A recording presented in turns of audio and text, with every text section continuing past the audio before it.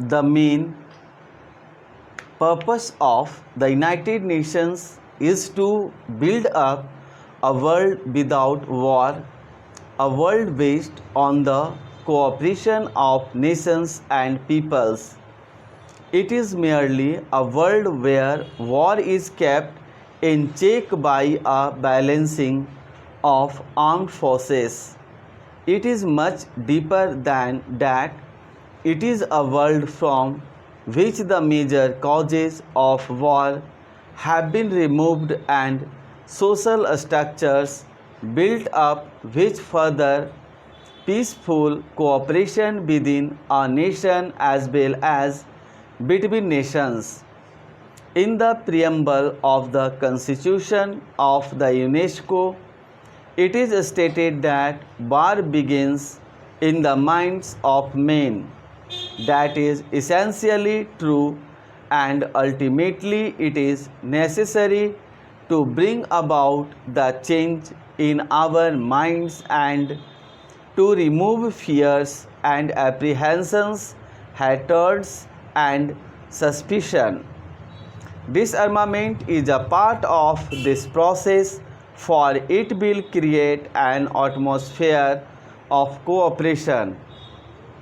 But it is only a step towards our objective, a part of the larger efforts to rid with world of war and the cause of war.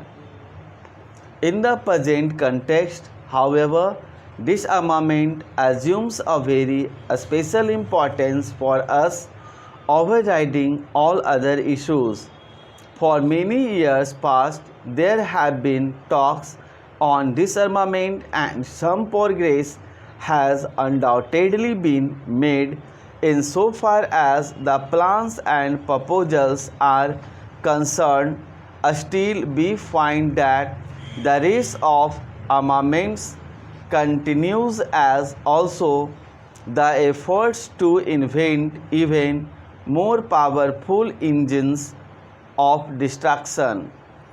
If even a small part of these efforts was directed to the search for peace, probably the problem of disarmament would have been solved by this time.